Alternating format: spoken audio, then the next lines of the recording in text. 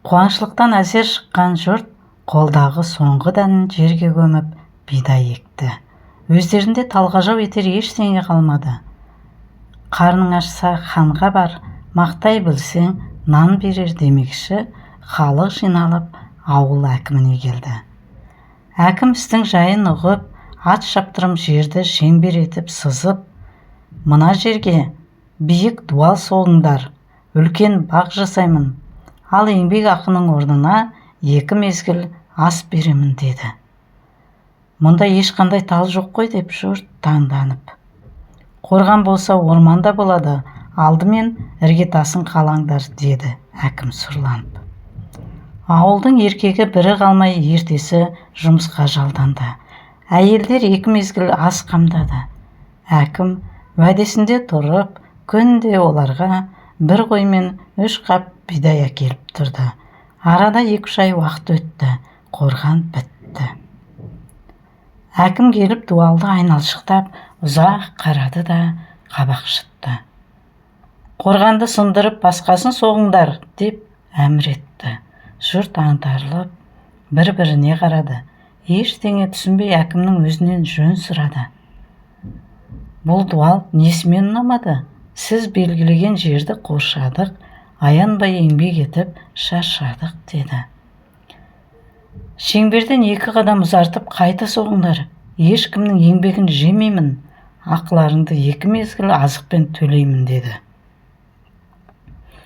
Жаппарқұлда жан бар ма? Халық қолына қайла мен күрек алып, қайтадан жұмысқа кірісті. Әкім әдетін үзбей күніге 1 қой мен 1 қап бидайын жеткізіп тұрды. Арада тағы да 3 ай уақыт өтті. Бидай жинайтын мезгілде жетті. Мехнат пен қиыншылық аяқталғандай сезілді. Бидайдың жамбасы жерге тисе, аузың нанға тиеді деген біздің аш екенімізді көріп, ала жаздай мәнсізге жегіп жұмсаған әкімнің сазайын береміз деп шешті жұрт. Сөйтіп әкімнің үйіне жиналды. Әкім бәйбішесі екеуі есік алдында отыр еді. Топқа көз тастады, бірақ тіл қатпады.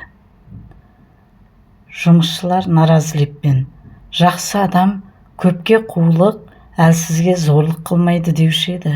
Қуаңшылықта бетпердеңіз шешілді, 1 тостақ көже мен арзан жұмысқа салдыңыз деп тілдеп жатты. Әкім бірнеше ер адамды қораға жұмсап, қорада қанша қой мен бидай қалды санап келіңдер деді.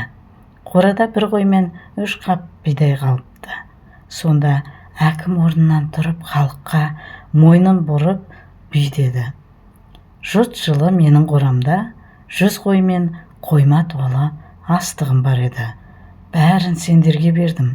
Себебі аштық ас талғатпайды, ғашықтық жас талғатпайды деген. Қарны ашқан жұрт адалды айырмай, арамға ауыз салып, адамдықтан тайып кетер деп қорықтым. Ал асты тегін таратсам, ол жалқаулық деген дертті шақырады. Еңбексіз іш жолыңды кеседі, арам іс тіліңді кеседі. Сол үшін 1 дуалды 2 қайтара соқтым.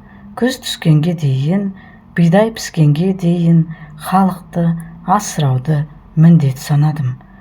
Қорадағы жалғыз қой мен азын-аулақ астық, ертеңгі несібелерің, әрі қарай еріңдерің аққа тиеді. Артық мінім болса, кешіріңдер, деді. Халық сонда ғана дуал ісінің мәнін түсінді.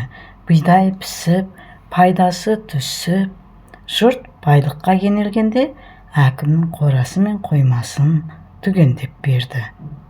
Ал ескі дуал қуаңшылықтағы ауызбіршіліктің белгісі болып, әлі күнге дейін тұр деседі.